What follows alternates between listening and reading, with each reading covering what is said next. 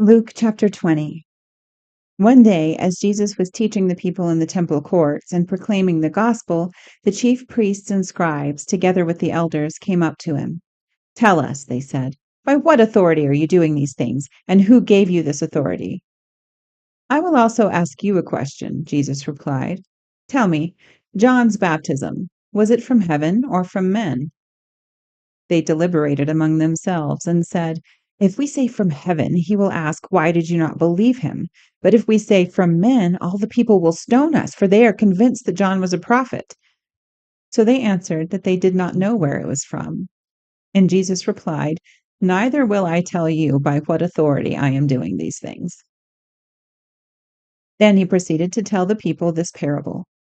A man planted a vineyard, rented it out to some tenants, and went away for a long time. At harvest time, he sent a servant to the tenants to collect his share of the fruit of the vineyard. But the tenants beat the servant and sent him away empty-handed. So he sent another servant, but they beat him and treated him shamefully, sending him away empty-handed. Then he sent a third, but they wounded him and threw him out. "What shall I do?" asked the owner of the vineyard. "I will send my beloved son. Perhaps they will respect him." But when the tenants saw the son, they discussed it among themselves and said, "This is the heir. Let us kill him, and the inheritance will be ours." So they threw him out of the vineyard and killed him. What then will the owner of the vineyard do to them? He will come and kill those tenants and give the vineyard to others. And when the people heard this, they said, "May such a thing never happen." But Jesus looked directly at them and said, "Then what is the meaning of that which is written? 'The stone the builders rejected has become the cornerstone.' Everyone who falls on this stone will be broken to pieces, but he on whom it falls will be crushed." When the scribes and chief priests realized that Jesus had spoken this parable against them, they sought to arrest him that very hour, but they were afraid of the people. So they watched him closely and sent spies who pretended to be sincere. They were hoping to catch him in his words in order to hand him over to the rule and authority of the governor.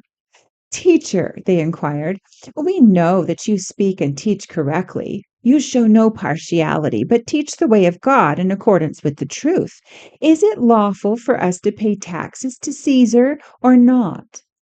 But Jesus saw through their duplicity and said to them, "Show me a denarius. Whose image and inscription are on it?" "Caesar's," they answered. So Jesus told them, "Give to Caesar what is Caesar's, and to God what is God's." And they were unable to trap him in his words before the people. And amazed at his answer, they fell silent. Then some of the Sadducees, who say there is no resurrection, came to question him.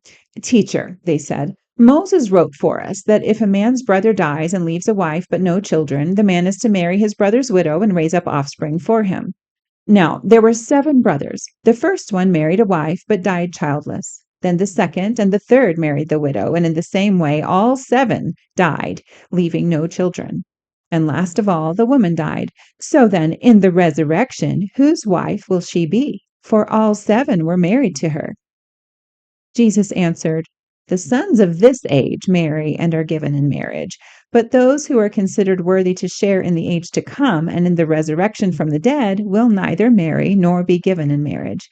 In fact, they can no longer die because they are like the angels, and since they are sons of the resurrection, they are sons of God. Even Moses demonstrates that the dead are raised in the passage about the burning bush. For he calls the Lord the God of Abraham, the God of Isaac, and the God of Jacob. He is not the God of the dead, but of the living, for to him all are alive." Some of the scribes answered, "Teacher, you have spoken well." And they did not dare to question him any further.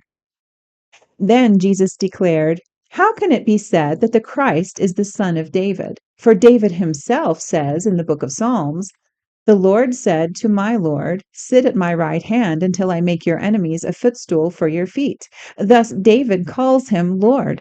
So how can he be David's son?" In the hearing of all the people, Jesus said to his disciples, "Beware of the scribes." They like to walk around in long robes, and they love the greetings in the marketplaces, the chief seats in the synagogues, and the places of honor at banquets. They defraud widows of their houses, and for a show make lengthy prayers. These men will receive greater condemnation.